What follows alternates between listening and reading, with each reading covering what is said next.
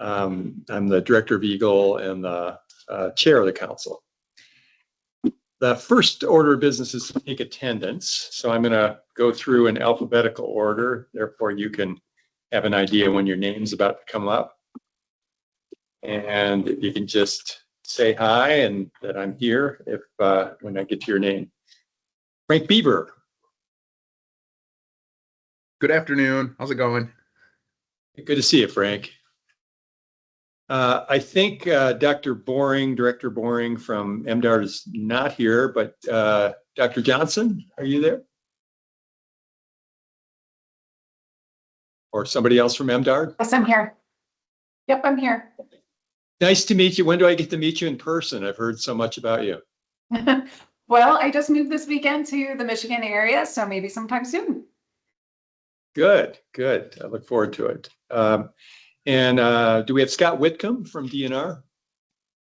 Yeah, I'm here today. Good to see you, Scott. Thanks. Do we have anybody from LEO, Labor and Economic Opportunity? Yep, Maybe I'm here, Kate Kate Bell? Bell. Yep, Oh, good to see you, Kate. Thanks for coming. thanks for having me. Carrie Dugan. I believe we've met before.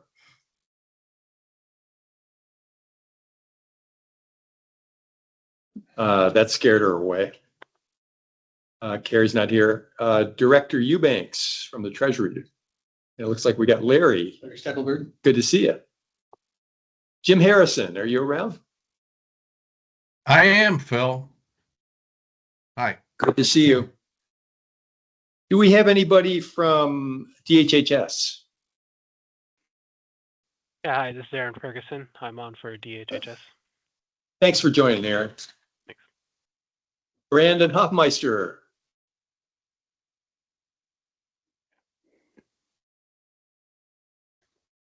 How about Marnice? Marnice Jackson, are you here? I'm here. Good to see you. Hey. Kevin Kolovar from Dow. All right, welcome, Kevin. Dr. Meadows. Good afternoon. I'm here. Thanks for joining. Do we have anybody from MEDC? Maybe Steve? Good afternoon. Yes, Steve McCall from MEDC here. Thanks for joining, Steve. Grace McKinsky? Hi, I'm here. McKinsey. Sorry, I'm going to learn to say your name properly here at some point. Thanks for joining, Grace. Peck. Jonathan Overpeck. Okay. Tanya Poslowski. Here. Good afternoon, everyone. Afternoon, Tanya. Lana Pollock. Good afternoon. How are you doing, Lana? I heard you were a little under the weather. Hanging in there? Yeah, I'm hanging in there. Yeah, I'm not as bad as some people I know. I know. It seems like half the world right now. Yeah. Chair Scripps. Nope. Darrell Slaughter from NRDC and the Secretary of the Council. Yep, here. Good afternoon, everyone. Yeah, good to see you, Darrell. Sam Stolper from U of M.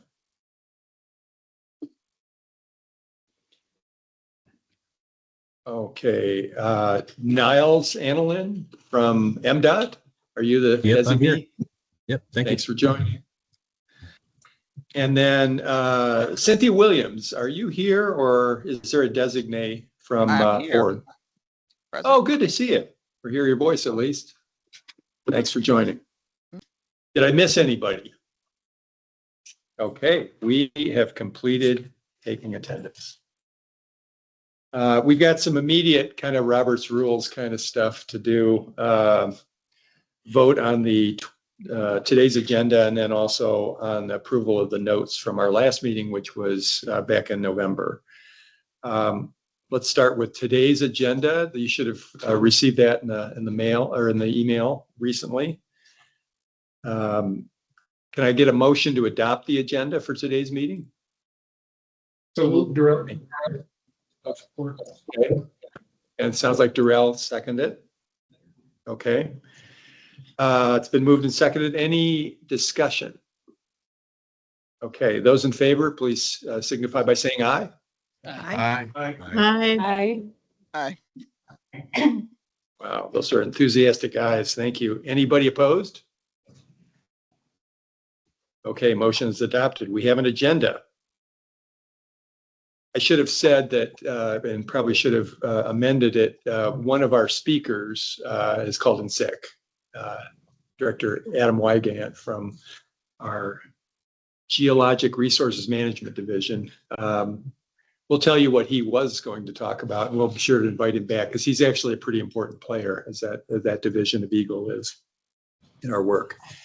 Next thing, we just want to adopt the November 12th meeting, November 12th, 2024, that is meeting minutes. You should have received the draft minutes. Can I get a motion to approve those minutes, please? So move, Darrell.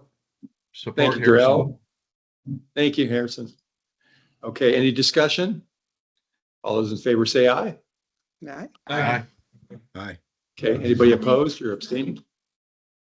Okay, motion carries. We have approved agenda, we have approved minutes. The next item that I want to raise is there's been a suggestion that we currently have on the calendar a May 20th council meeting, and that comes right after the My Healthy Climate Conference.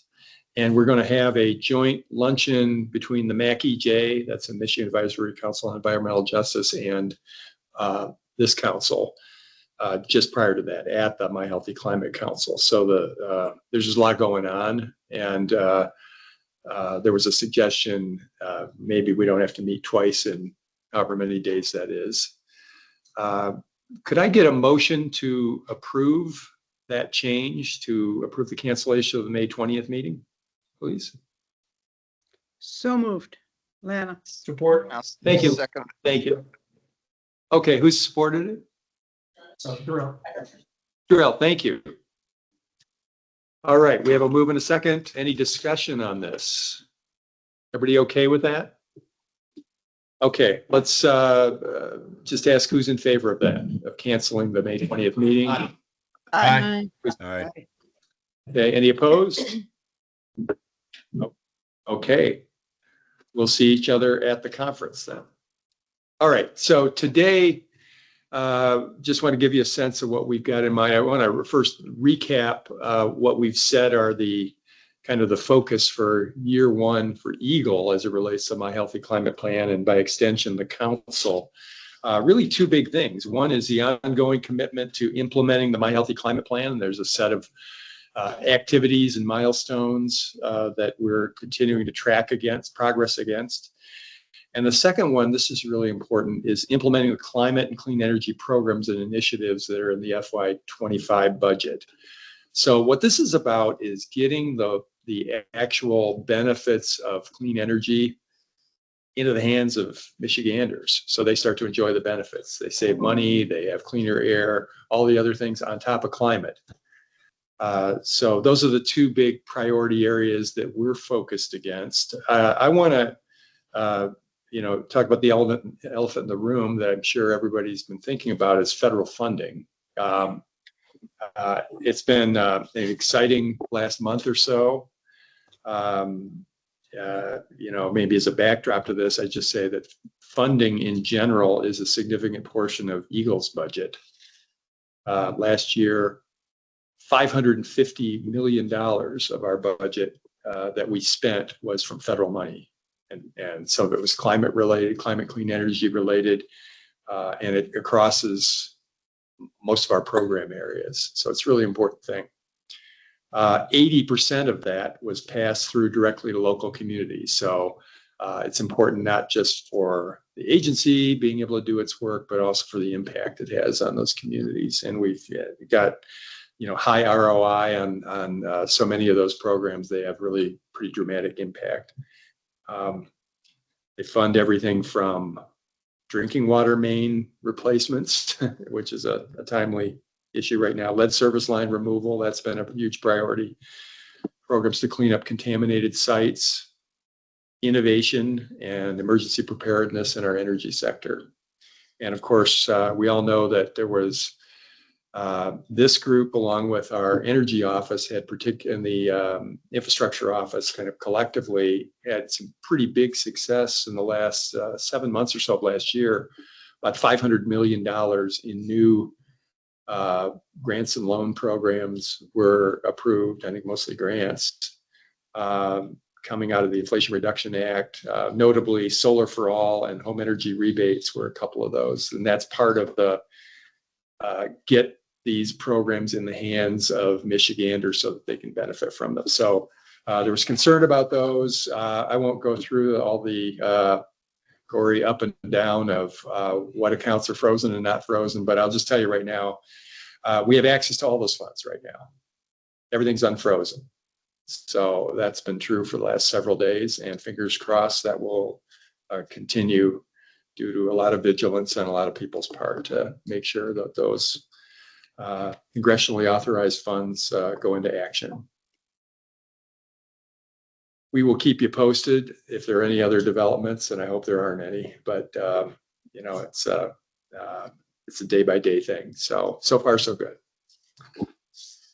So I think we can get into the thrust of today's meeting. We're going to hear updates from the Office of Climate and Energy in relation to implementation of the My Healthy Climate Plan. So that's that first objective. How are we doing in terms of implementing the plan? And Julia Field's going to go through that. Corey is not here today. Unfortunately, he's having some back issues, and so he's trying to get that worked out. Give him a little space to do that as we get into the really heavy duty stuff happening in the months ahead. So Julia will be more than capably lead us through that. And then we're going to hear from Catherine Snorrison from the Office of Future Mobility and Electrification. And that's an update on that office and the My Future Mobility Plan, which is, we all know transportation is a really huge part of addressing our climate goals. I believe it's the #1 source of emissions in Michigan in the last year. Is that still true, or? Third. Third. Aside from electric power sector. It's third, though? I think so. We'll double check that. Or maybe it's next to electric power sector. I think they're kind of neck and neck Yes, a little they're bit. close. So I've had a couple speeches where I had that it edged out the power sector a little bit. We'll but adjust your talking points. yeah, don't worry about us. We're just being a little bit imprecise here. It's an important part of emissions and important role in addressing those. So Catherine will give us a little update there. And the third presentation was going to be Adam Wygant. He's going to talk about the Orphan Well program. We will invite him back. That's an important way of controlling methane and protecting public health. And he and his team have had a lot of success with that. And by the way, that was a lot of federal money involved in that as well to keep that program going. So that's your preview of the day, the hour and a half we have together. I just want to thank everybody for being part of this. It means a lot. And I want to thank all the state of Michigan council members, because if you remember right, in the last meeting or a couple meetings ago, we said we wanted to have a kind of a sub-cabinet of the Council on Climate Solutions that's within state government to make sure we coordinate our efforts. I believe that sub-cabinet is formed, and every state department that we asked has provided a designated person to be on that council. So big thanks. Everybody's got a lot going on, but really appreciate you participating in this important work. And I'll hand it off to Tricia. Oh no, I'll hand it off to Julia, because Tricia Treese from Great Plains Institute, who was going to facilitate, she's sick too. So don't get sick on us. A lot of illness going around. Thank you, Phil. And good afternoon, everyone. As Phil said, I'm Julia Field. I'm the Deputy Chief Climate Officer here in the Office of Climate and Energy, filling in for Corey today. So next slide, please. And I think we'll go one more. This is where I'm going to learn I'm wrong, right? You're going to hear I think I misspoke too. I think it's second, but we'll hear the update from Cheyenne on the greenhouse gas inventory. We actually are measuring this now. All right, so I'm here with the OCE quarterly update and a little update on how we're doing implementing the My Healthy Climate Plan. Next slide, please, Haley. All right, so back in early January of this year, we sent around the 2024 My Healthy Climate Plan annual report. This was our third annual report. Haley Hill worked closely on this, as did Cheyenne Ghosh on our team. Want to just give you some highlights from that. The report really focused on what the state has done to implement the 2023 clean energy laws. We talked a little bit about how the Michigan Public Service Commission has established work groups around the 2023 clean energy legislation. Leo helped build out the Community and Worker Economic Transition Office, who you all heard from back in, I think, the November or the summer meeting. Again, this was all to support the landmark package of bills that Governor Whitmer signed into law in November 2023. The report also discusses lowering energy costs through new legislation. In July of 24, Governor Whitmer signed the bill giving homeowners who are part of an HOA the freedom to make energy-saving home improvements and install solar panels. And in the fall, there was also legislation passed to lower utility bills by increasing eligibility and funding for the Michigan Energy Assistance Program. The report discusses investments in impactful climate efforts. This past June, the legislature passed an FY25 bipartisan budget that made significant investments in climate change that closely aligns with the My Healthy Climate Plan roadmap to 2030. We brought home significant federal funding in 2024, which we know will spur investment and create or advance good paying jobs here in Michigan. And finally, through the launch of the My Healthy Climate Corps, we've helped drive public service work in communities and build the state's climate and energy workforce. Next slide, please. This is just some high-level sector-specific updates, mostly around funding, but if you skim the report, you'll see a lot that is sector-specific, so I encourage you all to review it. Just a few to call out. EGLE launched the Environmental Justice Impact Grants, some of which support climate-related projects. So you'll see these are each of the 6 pillars of the plan here.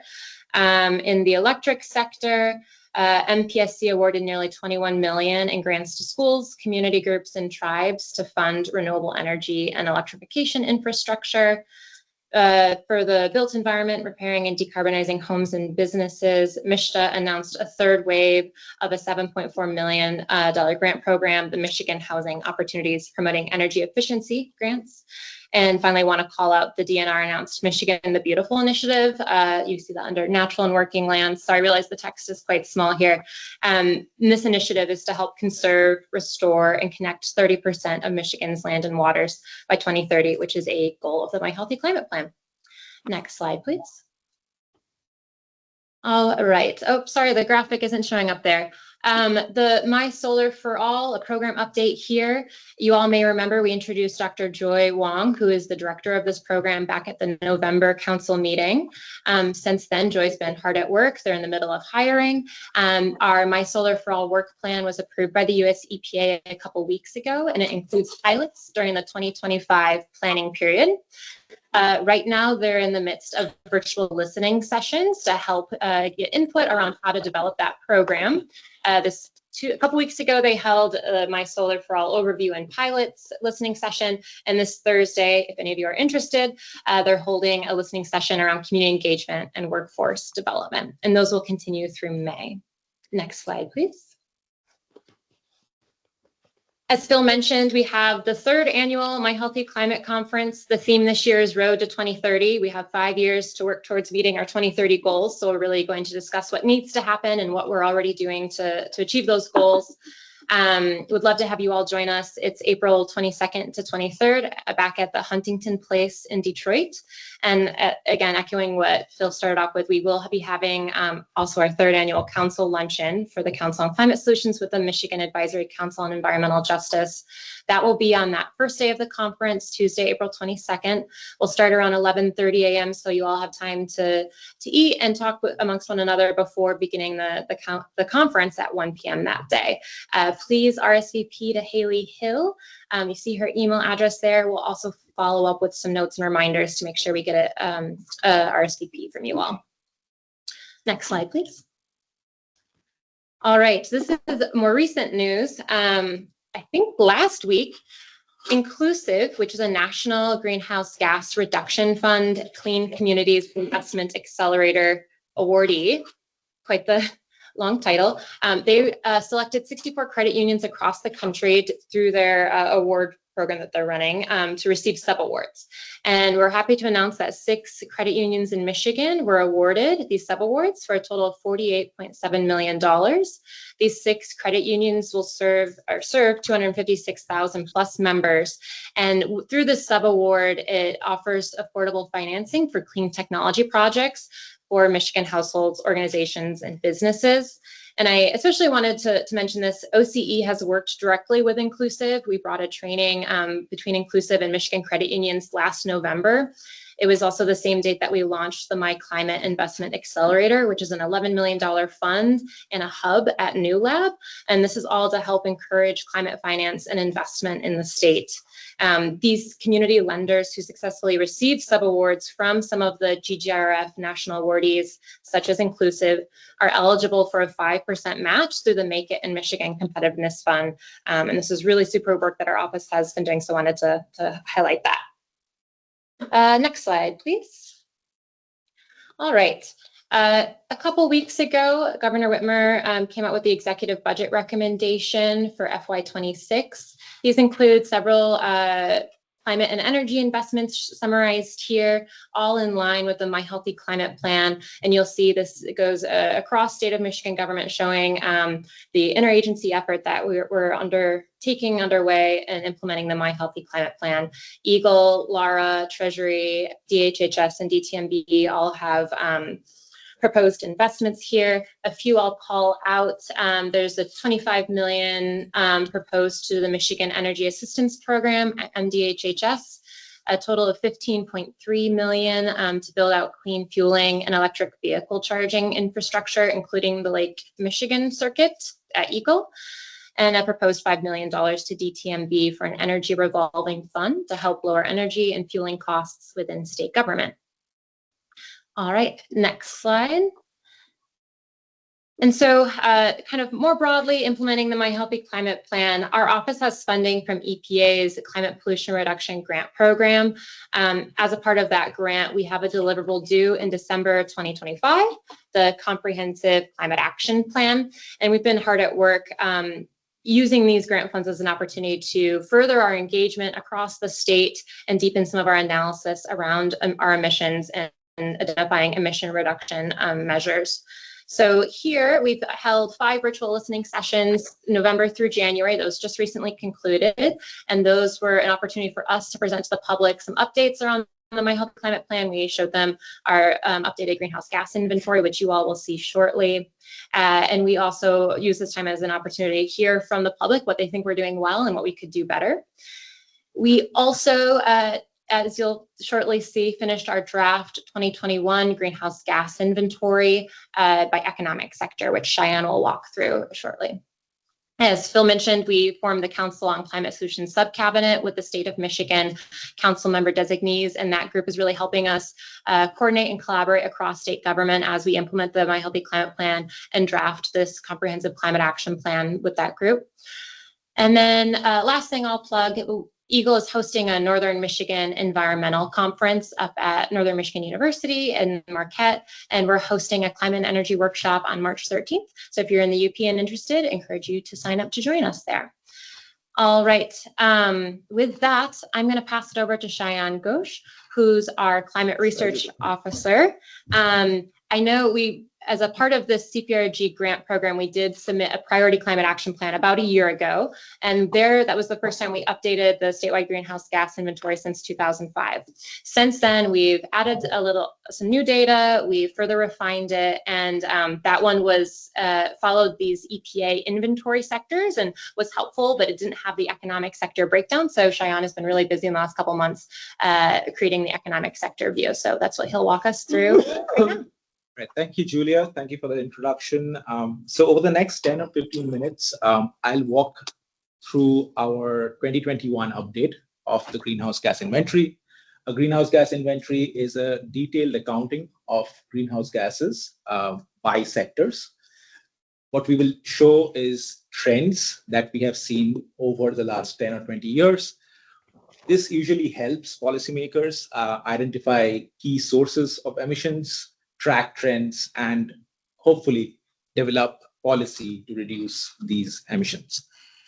So for the year 2021, we observe that the total greenhouse gas emissions for Michigan is around 180 million metric tons carbon dioxide equivalent. This pie chart reveals that around 30% of those emissions comes from electric power generation, about 26% from transportation, and the rest spread out across the 4 other pillars, which broadly aligns with our Michigan Healthy Climate Plan. Let's talk a little bit about the data and methods that went into inventory. Primarily, we use the EPA state inventory tool, which is a spreadsheet model developed for the states to develop their state level greenhouse gas inventory. However, like Julia mentioned, we have been hard at work trying to update that with multiple other data sources, a few of them being the EPA inventory by state and EPA flight. Here, we present the inventory for the year 2021, which uses SIT modules which were published in the year 2024. And with that, we will dive into the first sector, which is electric power generation. Here, as you can see, this chart shows trends over 2005 till 2021 by fuel type. Really, what comes out from this slide is our dependence on coal as a source of fuel for electric power generation has been on the decline. However, we see an uptick in use of natural gas. Next, we will look at transportation. Again, this has been an effort which uses not only the EPA SID, but a few other data sources. But what broadly comes out from this particular snapshot is we see that when we compare, if you see on the left-hand column, left-hand side of this chart, our emissions are almost close to what they used to be around in 1990, which, however, peaked somewhere close to the year 2005. So over this last 10 or 15 years, we are actually being able to reduce our transportation emissions, particularly the ones coming from gasoline, light duty, or so-called passenger cars, and light duty gasoline trucks. However, we also observe that diesel vehicles, mostly heavy duty diesel vehicles, are increasing from their emissions over this duration, 2005 to 2021. We also see an increase in non-highway emissions. For those who are wondering what non-highway emissions means, it's basically auto, aviation, locomotives, and a few other sources, which include farm equipment, snowmobiles, etc., showing an increase in our non-highway emissions for the year 2021. Next, we move on to the built environment. By buildings, we are considering residential and commercial buildings. Here we present this chart, which shows by fuel type, residential and commercial emissions. And we also show some emissions coming from wood and coal. However, these charts have been prepared trying to show what are the major contributors to emissions from that sector. And what we observe is, like everyone would kind of guess, natural gas emissions, which are used for space heating, water heating, and cooling in homes and businesses, comprise a large chunk of the emissions from the residential sector and from the commercial sector. However, we also observe that building emissions have fluctuated over the years, but overall, compared to the year 2005, we see an overall decline of 14%, down from 35 to 30.1 million metric tons of carbon dioxide equivalent. Moving on to a rather complicated exercise which we adopted for industry, a lot of different data sources were compiled, and this presents the most conservative estimates for the industry sector, which includes natural gas and oil. It includes industrial processes and products. It also includes our fuel combustion in industry. And we'll kind of break it down in the next couple of slides, but in a snapshot, what we observe is industrial emissions in Michigan have decreased by 13% since 2005, dropping down from 38.6 to about 32 million metric tons. We do observe a sharp drop in emissions, perhaps likely due to the reduced demand during the Great Recession in 2009. And now we will go into looking at a few sectors, particularly natural gas and oil. Next slide. In natural gas and oil industry, which is the natural gas and oil production, again, a good indicator that our emission trends are on the downturn.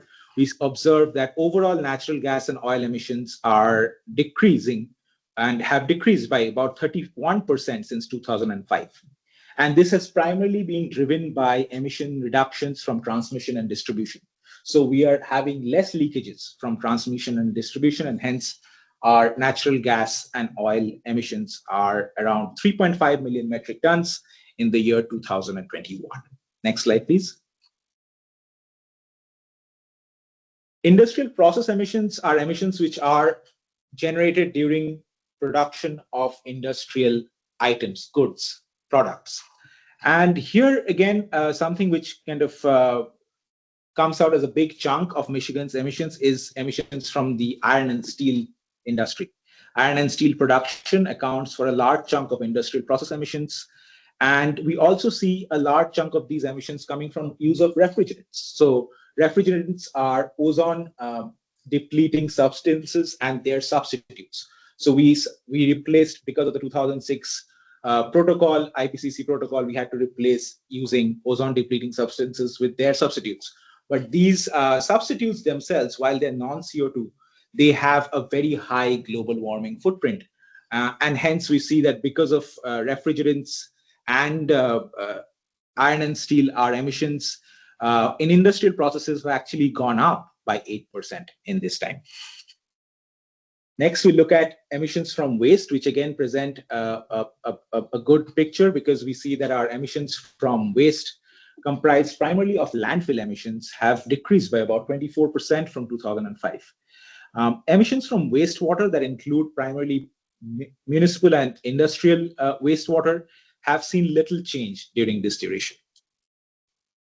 We are almost in the last two sectors, so I'm just going to quickly walk through agriculture and natural lands. Here we are presenting a snapshot of our emissions from agriculture, which are up from 9.4 million metric tons, about 21% by 2021 at 11.3 million metric tons. And that primarily comes from a combination of animal emissions, primarily dairy cows and beef cows, their enteric fermentation processes and manure management contributes a lot to the agricultural footprint. At the same time, we observe direct soil emissions, which come from fertilizer use and crop residues, contributing about 5 million metric tons out of the total 11.3 million metric tons from agriculture. And finally, what we presented so far were emissions. This is natural lands is our sink. And here we present a net sink view, categorizing it by emitting categories and then sink categories. In the year 2005, natural lands were a net sink of 14.5 million metric tons. Hence, they are on the negative, below zero. So they're drawing down our emissions.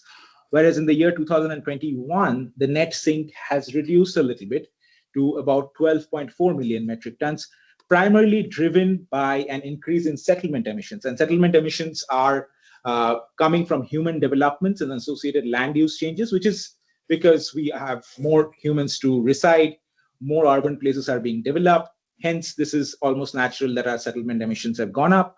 The rest of the sink and the source categories have almost remained stable during this time period.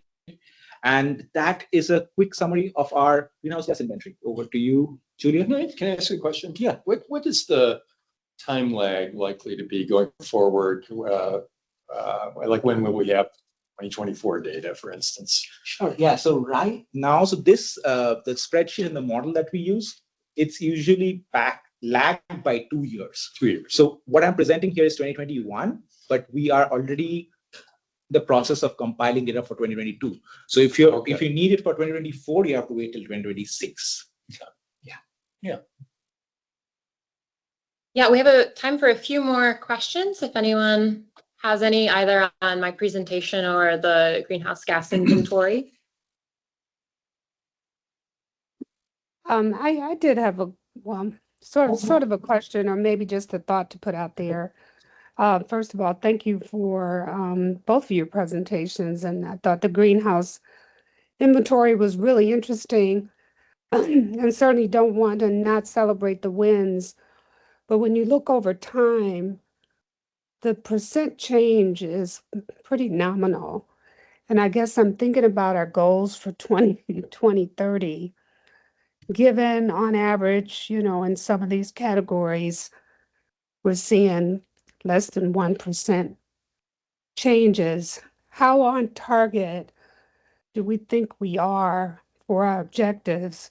That's question number one. And number two, does this information spark us to think about strategically, are there any changes we need to make to the plan to move us a little bit more aggressively? Sure, great questions. We certainly do have a lot of work to do in the next 5 years to reach our 2030 targets. I think the clean energy legislation definitely helps ensure that we'll make significant progress on those. And we do have a number of state investments, as I highlighted for the 2024 annual report, that I think will help move the needle on that. But definitely, it will be no small task. And then in terms of this economic sector view and if it informs our analysis, it does. And we're really grateful to have the EPA CBRG grant to help us continue this work and do the economic sector work that Cheyenne's been able to accomplish. The next phase as a part of this comprehensive climate action plan, everything's being informed by the My Healthy Climate Plan. But certainly now we're looking at with the economic sector analysis for the state, which I don't think we had quite to this level of granularity when they created the My Healthy Climate Plan.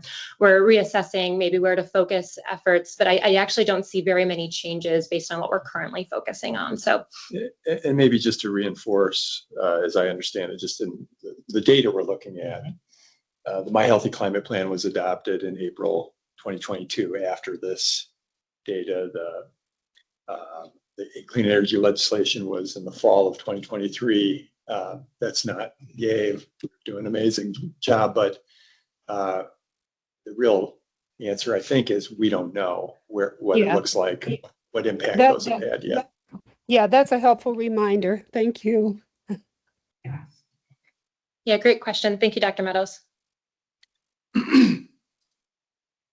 Yeah, Scott, I see your hand raised.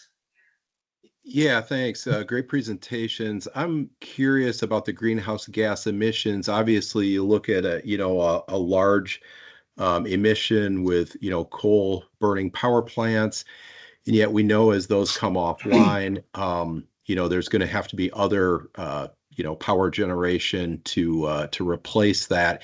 Is it possible to look at some scenario planning with this to see how maybe a conversion from agricultural lands to, say, solar or wind, or likewise, conversions of natural lands into that? There's going to be both sectors are going to be in flux. Is there a way to do some scenario planning with that?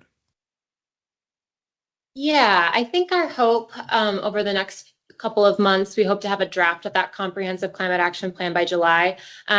We may not do all those scenario plans you just laid out, but we will be projecting out our emissions under a business as usual scenario and under a scenario in which the entire comprehensive plan is enacted. So I think that will allow us to do a little bit of that scenario planning that you've asked, and I'll look into some of those scenarios you mentioned. I think we can try to undertake that in our analysis. Do you think that we'll ever? Oh, sorry. Go, Scott. Oh, I was going to say we could follow up with you offline, Julia, just to provide some of the things we're looking at. I'm sorry, Phil. No. I'm sorry. I was talking too much. I was just wondering, will there be a moment now that we've got the inventory set up and we've got all the inputs where we might maybe in the future years be able to, I guess, start do forecasts, I guess, or rudimentary forecasts, so that we can see, where we think it's going, and then be able to compare afterwards. Do you think is that just pie in the sky, or You think there's, I think we are doing something similar for the CCAP where we are projecting you're, okay, out till 2050. Yeah. Considering 2030 as the based on short term. tracking activity so far, you know. Yeah. Like renewable what kind of new adoption and policies whatever. might help? What is the current baseline? Yeah. Policy, how much that will help us Yeah. draw down our emissions. Yeah. Some scenarios like Scott mentioned. Yes. Yeah, that'll be really exciting when this starts to be an, interactive tool that you're building. But it's actually really exciting just to see it in action, even if it's a couple of years old right now. Yeah, I think to answer your question about when can we have the 2024 data and if we can see the impact of the legislation which was passed, I think that would be as early as by the end of the year or maybe even next year. If this inventory is updated, we can look That's at great. what Yeah, 2024 you're a will bit look at the mercy of the. Yeah, it depends on Yeah. when they kind of provide that to us. Yeah, awesome. Great work. All right, and it looks like Lana, you have your hand up, Lana? You're muted, Lana. Okay, now I'm not.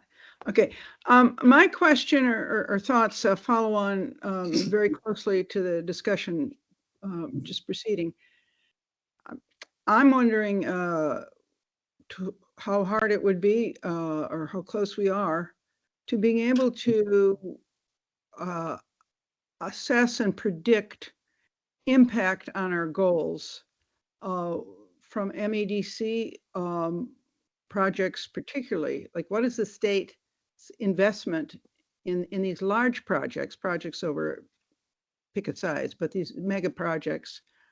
I'd like to think that we could have the capacity to predict that, yes, if you build this is the impact. Maybe it'll be a good impact, maybe it'll be a negative impact on our goals. Yeah, we'll take that into consideration. I don't know if we'd be able to ever quite get that granular. And certainly in terms of like, I don't know if you're referencing like electricity demand from like new projects. That'll be more in like the MPSC's court for forecasting. But I think that's an interesting consideration. We'll look into it. Thank you. Yeah, legislators should know what they're supporting. The governor's office should know what they're supporting in terms of economic benefits and in terms of energy deficits or benefits. And you say it's granular, but some of these projects are not insignificant, and they will definitely show up on the outcomes that you've been showing here, which is excellent and welcome work. Thank you. Thanks. Definitely. Thank you. And we'll take one more question. James Harrison. Yes, and my apologies for being off camera. This goes into the forecasting. I'm most familiar with emissions in the power sector. And I'll just point out that since 2021, the baseline, the last baseline that we've got, the modeling that we have, or the inventory that we have, excuse me, since 2021, there have been a number of coal-fired power plants that have closed in addition to the plant closings that you have listed. I do think that you had mentioned the MPSC, and utilities are obligated to provide integrated resource planning, which affects the kind of generation that they intend to utilize, with technologies they intend to utilize to meet demand. I think that would be a very good input in understanding where future emissions would look like for future modeling. Yeah, Definitely. well said. Thank you. All right, that concludes our portion. Next, I'm super excited to hear from Catherine Snorrison, who's the Vice President and Associate Chief Mobility Officer at MEDC. Catherine's here today to talk a little bit more about that office and their work through the My Future Mobility Plan. So I'll turn it over to Catherine. Oh, shoot. Okay, our slides don't appear in the deck. Hang on one second. Can you stop sharing for a moment, Haley? Sorry, Catherine. No, thank you for sharing them. Do you see them in the file now? If not, I will share my screen. Yeah, why don't you go ahead and share?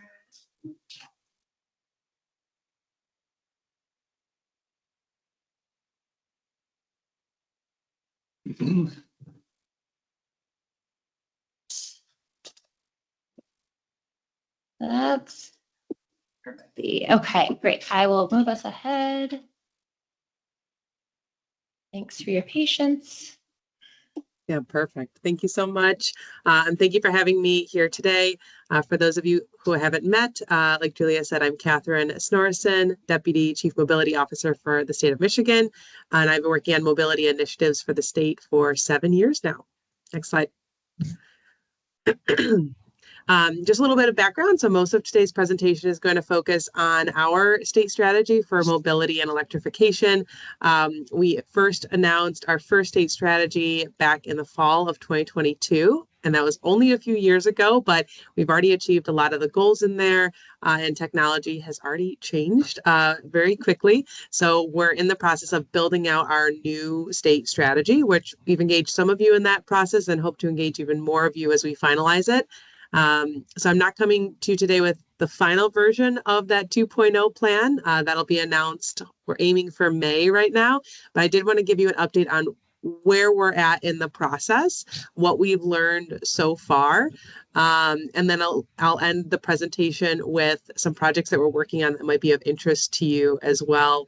And if you heard something you're interested in today, definitely follow up with me afterwards. Would love to get you more engaged. So next slide. So really the purpose of the My Future Mobility Plan is to serve all Michiganders through our mobility efforts in the state, through programs, projects, and plans to really foster the mobility industry while also providing good paying jobs for the current workforce and, building that pipeline for the talent and the needs of the future. So you'll see that this plan, really is a whole of government, whole of state approach. It's not just what our team, the Office of Future Mobility, is working on. It's what we're working on across the state around mobility, around three main pillars, one being maintaining and strengthening our position in the economy, enhancing our mobility services to improve transportation across the state, and then leading the nation in clean mobility innovation and policy. Next slide. So you see those three pillars listed here. I'm not going to go through all 11 goals that were in the 1.0 version, but we're really proud to work with many of you in this room, in this space, to build out these 11 goals. We've achieved a number of them. With still some good work to be done to reach additional goals here that haven't been achieved yet. But again, it's like a good time for reflection to see what should the next version of the plan hold as far as goals that we can work on across the state around mobility and electrification. Next slide. So you can see some in here that we haven't reached yet, but we're still partnering with people and organizations across the state to make sure we reach these and include them in the next version of the 2.0 plan. Next slide. Okay, so what will this refresh give us? We see that the 2.0 version is really necessary. It will build from the original, updating and refreshing it in response to current market opportunities and strategic areas of growth. The updated plan will expand our engagement even further, building on additional partners and different groups that have been built across the state, including the Community and Worker Economic Transition Office, the Office of Defense and Aerospace Innovation, and looking at plans that already exist, including the My Healthy Climate Plan. Like the original, the product of this effort will be bold and will be a statewide vision for Michigan's leadership in future mobility, and it'll be action and outcome oriented. And we'll need to tell our story better. So having that consistent, cohesive, effective messaging that we can spread to continue to tell Michigan's story. Next slide. So just like this council, the Office of Future Mobility also has a council, the Council of Future Mobility and Electrification. And so the office and the council really work together to make sure we're delivering on our mobility goals in the state strategy, and then making sure, the policy follows as well. Next slide. So this gives you a little bit of insight into the timeline before I go into some takeaways that we've already heard from some of our stakeholder interviews. So we've really been able to have the discovery and engagement phase from September through January. Now we're in the planning phase, updating the goals and defining them. So we are going to be reaching out to a number of people here in the room for input on that first version of the plan that we're building right now. I got a sneak peek at it. So excited to engage with more of you there.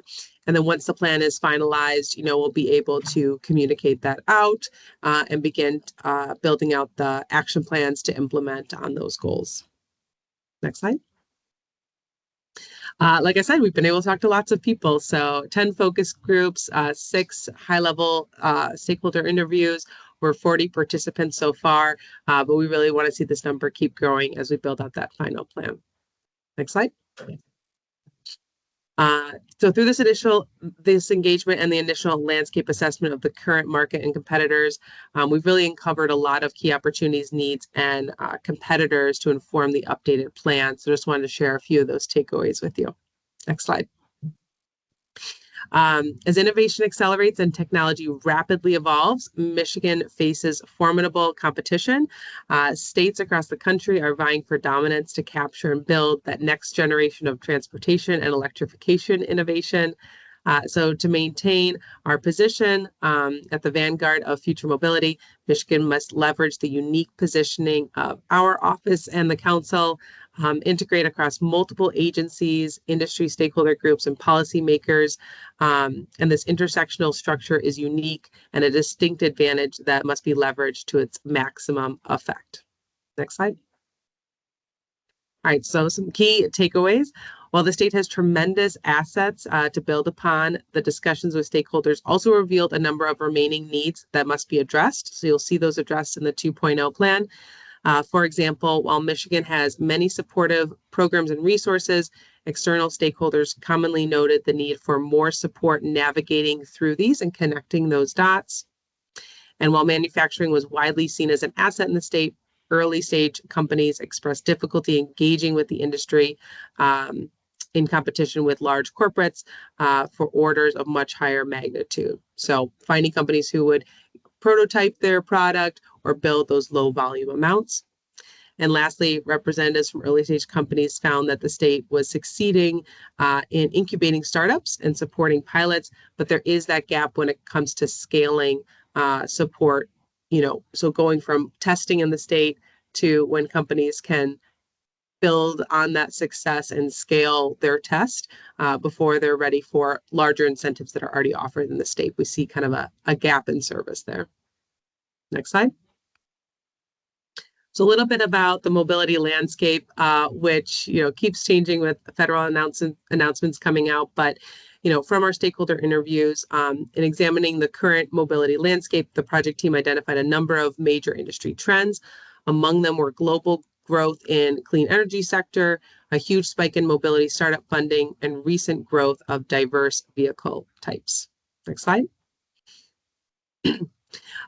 Michigan is, of course, not alone in the new mobility economy, and several other states are vying for market dominance in certain mobility aspects. So wanted to highlight a few of them here: California, Florida, North Carolina, and Ohio. So just wanted to highlight that we're tracking where other states are, so that Michigan continues its leadership position as we roll out the 2.0 version of the plan. Next slide. So as noted, the 2.0 plan is still taking shape. So thank you for letting me give you a little bit of a teaser of where we're at. Not showing you the full plan today, but excited to get a lot of your feedback as we meet with many of you. Your continued engagement, input, and guidance is greatly appreciated. So I'll wrap up with next steps on the plan and then have a slide where I want to highlight a lot of the programs that we're working on that might be of interest. So from here, the project team will continue to draft the updated goals and action agenda framework. This will continue to evolve with your review and feedback. So look out for an email from us. And if you're interested in engaging and you don't get an email from us, please reach out to me. I'll put my email in the chat as well. Next slide. So that was all about, our state strategy and updating it. These are a lot of projects that we're working on today that I thought might be of interest if you haven't heard of them yet.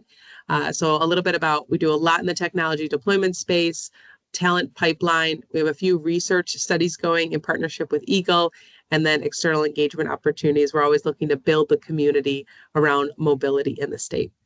So the Uncrewed Triple Challenge, UTC, is a state-sponsored competition to bolster the state's leadership in autonomous technology for both defense and commercial markets. Participants in this challenge will be from industry, academia, military, and government.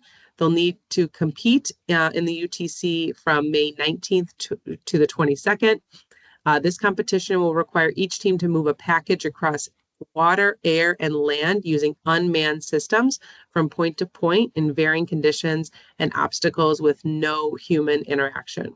So we're really excited to see that competition take place in late May. Next, truck stop of the future.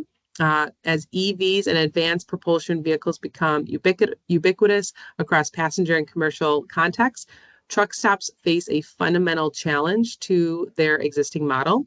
And this challenge also represents a generational opportunity to unlock new revenue, create new jobs, and redesign urban, suburban, and rural spaces into sustainable community assets. So through a $8.5 million US DOT RAISE grant that was awarded in late 2023, our office partnered with Daimler and DTE and a few others to launch the truck stop of the future. So this refers to the concept of a real world prototype that increases access to EV charging stations, enabling local fleets to including school buses to transition to EV and provide infrastructure for emerging companies and entrepreneurs to test new truck stop innovations. And last in the technology deployment space is a grant program. I'll put the link in the chat because it's live right now. So if you know of any companies who are interested, we're accepting applications. This is the 2025 One-Time Mobility Fund. These grants will be split between two unique pillars. So you can test at a test site here in Michigan. There are 9 that are approved on the list. Those grants range from $50,000 to $200,000. Or you can test in a real world deployment space. So it's basically anywhere in Michigan outside of these test sites. And those grants range from $100,000 to $500,000 per grant. Test site grants can be deployed at mobility project partners. There are 9 approved closed environment test sites in the state, or again, in those real world deployment grants can be anywhere outside the testing spaces. And those applications are due in just a few weeks. So let me put that link in the chat real quick before I forget. So you can click on that if you know of any companies interested in applying. Next up in the talent space is our Changing Lanes program. So with a number of layoffs announced through the auto industry, we're looking for experienced professionals with 5 to 25 years of experience who are startup curious. So do they want to work for a startup here in Michigan? Do they want to start their own company? So the Changing Lanes program has 2 different avenues. One is our Vision to Venture workshop, where if you want to start your own company, you can attend one of these workshops to really get started. And next is the Momentum Career Transition Program. So if you're looking to move from a large corporate to a mobility startup in the state, we have this 10-week Momentum program. It just launched yesterday. They had their first class to make that cultural shift from corporate to startup.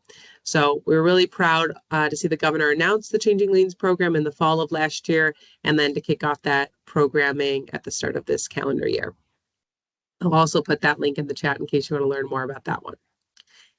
Next up is the Michigander Scholars Expansion. So to keep college graduates and the great talent that come out of our universities in the state, the MEDC's Michigan Talent Action Team launched this program with a number of key partners, and we've been able to expand it to also include startups. If a graduate is looking to intern or work full-time for a startup, they can now do that with the expansion of the Michigander Scholars Program. 2 studies that we're working on. First is the maritime study. So OFME and MEDC partnered with MDOT and EGLE to conduct a clean maritime strategy for the state of Michigan. The effort focuses on supporting Michigan's blue economy and the long-term sustainability of the maritime sector, commercial shipping, ferries, and recreational boating, ports and harbors. And this maritime strategy will help achieve Michigan's goal under the My Healthy Climate Plan and MDOT's newly created Maritime and Port Facility Assistance Office and the new Michigan Maritime Manufacturing Initiative.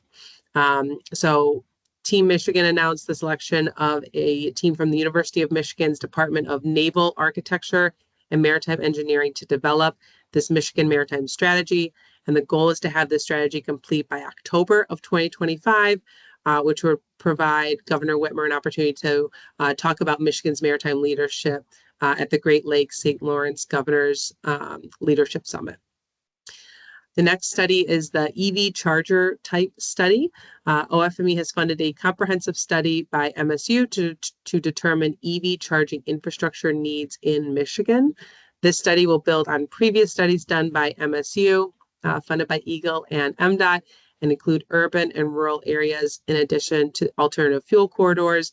The kickoff was back in July of last year, and the final report is expected in April of this year. The scope of this study includes an estimate of the number and type of chargers required by the state by 2030 and 2040, considering the projected share of EVs on the road, categorizing the charging stations by various accessibility and use case types, mapping the estimated charging station locations by dividing the state into appropriate regions of interest, providing a recommendation on the minimum EV charger volume needed for the EV charging market to operate sustainably, providing comparative analysis of what other states are doing for EV infrastructure deployment, and lastly, electric grid capacity and gaps. And the last pillar on things that we're working on that might be of interest, again, a huge piece in the mobility sector is building community around what's happening in the state. So we do have mobility meetups every month, and we just happen to have 2 in March, one in Grand Rapids on March 5th from 4 to 6, and one on March 20th at Kettering University from 4 to 6. We talk about these in our mobility newsletter. So we'd love to see you at one of our mobility meetups if you're looking to engage more in the community there. And we had our first annual mobility conference last year in the fall in October, and then we're aiming to have our mobility conference this year in September. Exact dates are, we're waiting to announce them until we have a location pinned down. But just want to let you know that mobility conference is coming up here in the fall. We have many things that we're working around prototype, aerial mobility, some more founder programs that we're launching. So lots that's going to be announced from our office. So I would love to see many of you follow us on our newsletter or reach out to me if you have any questions. I'll put my email in the chat. But really excited to see so much happening around mobility in the state and engaging a lot of you in that work. So open it up to Q&A.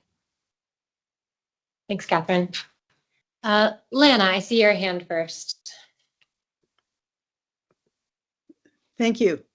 And thank you for the presentation and more importantly, the work. I want to stress, I may have said this before over and over again. I think that the preparations for this meeting in particular could be a practice to never give a presentation, anybody, without telling a story. We are dealing now in particular stories, as you know, and this is you're clearly a great communications person here, and this is not just on this presentation, which said storytelling and focus groups and meetups, and you've got it all in there. We are dealing now in Washington with and in a whole culture of people who don't much follow data, and they don't much follow I would just say data and even factual stuff. But people continue, all people, no matter what their politics are, continue to be moved by stories. And I guess I'm saying to Phil or somebody, a rule for yourself, for ourselves, for everybody who somehow is part of this great work you're doing. Don't present without telling a story. It won't be the whole story. You'll have to make a decision. I'm going to talk about this and leave all these other things, but it's got to have a heart. Mm-hmm. Story with heart. I Appreciate want to hear it, and I want to hear it desperately now, knowing what we're up against in the country. Yeah, no, I really appreciate that comment. And yeah, I know you've stories got the are, story. Yeah. yeah, yep. And in a lot of our initiatives, like if you checked out the Changing Lanes link, we tell founder stories. So yep, we can also bring that into presentations as well. So yeah, our founders, our companies, our people are number one for sure. Yeah, and I get that feeling from you, but I'm an easier audience than what we're up against as we Yeah. try and maintain the finances and the support for what you and everybody else at Eagle is doing. Yep, appreciate it. Thank you. Thank you. All right, Sam? Hi, Catherine. Thanks for the presentation and the work. I might have missed reference to mass or public transit, but if I didn't, admittedly, I'm an urban resident, so biased towards thinking about that, but wondering if there's any work on that to be discussed in this context, or if the office has like a stance more generally on public transit as part of this. Yeah, no, Thanks. great question. One of my favorite parts of my job is working with MDOT's Office of Passenger Transit, Jean Russman and her entire team. They do great work here in the state of Michigan. And so we've been able to partner with them on a number of, we really focus on mobility challenges. So what are the mobility challenges in the transit space here in Michigan? How can we put big dollars toward them to try new innovations in that space and then see what works and then have it scale from there? So that's really our focus in the transit space. We've launched back in 2018, we launched the $8 million Michigan Mobility Challenge, and transit's a huge focus of that. And then just last year, we launched the $15 million Equitable Mobility Challenge. So those projects are taking place right now. But all of that is a partnership between our office and MDOT's Office of Passenger Transit. And also the mobility wallet was another challenge as well. So I can put those links in the chat. And I'm actually having a call tomorrow to learn about how things went back from when we launched things in 2018. What are the results of that? How can we continue to improve our challenges as we put more money into that space? Thanks. Yep. Yeah, great question. Thank you. All right, we have time for one more question if there is one.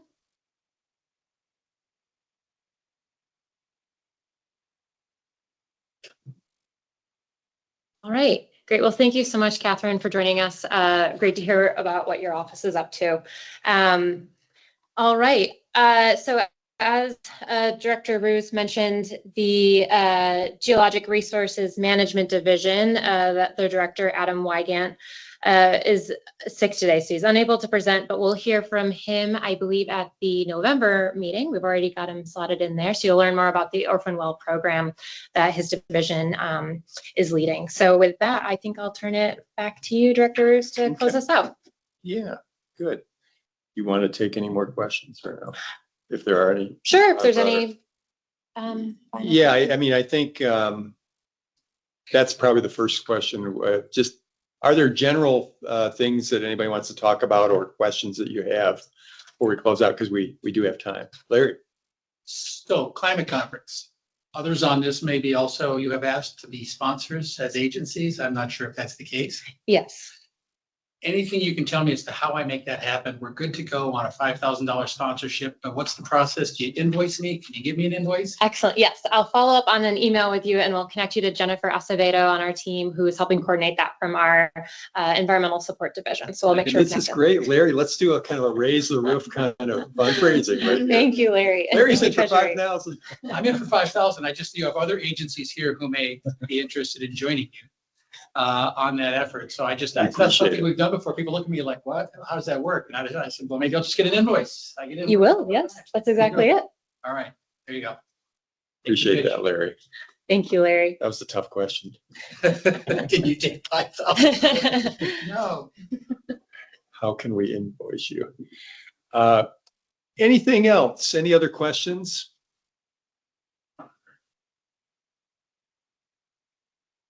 Okay. Well, this is going to be maybe the shortest meeting we've had, at least in a while. So you'll get some time back on your calendar. And I really am disappointed Adam wasn't here because he's our state geologist. In addition to, he's the division director for our Geologic Resources Management Division. He knows lots about lots of things, including carbon capture and how that's done and what the all the challenges and opportunities are with that. We're going to, just a reminder, we're going to have the next, what will serve as our next meeting of the council will be at the My Healthy Climate Conference when we have our joint meeting with the MACEJ, and that's something in the last couple of years I've really looked forward to. You can get, our next meeting is going to be August 26th after that, from 1 to 3. You can get meeting materials and other resources, as always, at michigan.gov/climate. Written comments can be submitted via email to eagle-climatesolutions@michigan.gov. And I think if we have a motion to adjourn, we can honor that. So moved. Larry, thank you. Support for that? Second. This is Cynthia. Second. Thank you. Thank you, Cynthia. All right, any discussion? All those in favor of adjourning, say aye, please. Aye. Aye. Any opposed? All right, we are adjourned. Thank you all, and big thanks to the Office of Climate and Energy team, and also within Eagle, all of the climate liaisons who are working across divisions. We're actually putting this into work in everything we do: air quality, water resources, everything. And everybody across state government who are participating in this, maybe sponsoring climate conferences, but also just doing excellent work in your departments. And I know we're going to feature some of that at the climate conference, as always. And it's just, it's always exciting for me to hear that, because we're at the stage right now where we got to embed this everywhere, across state government, across Eagle, across state government, across all levels of government, and then bring it to the people of Michigan. And that's really that second big goal of this year, is to get this stuff into the hands of people and explain the benefits and to let them enjoy the benefits of it. And it's climate, but it's so much more. And so that's a big task, but one that we'll be really focused on going forward. So thanks, everybody. Appreciate you all. Thank you.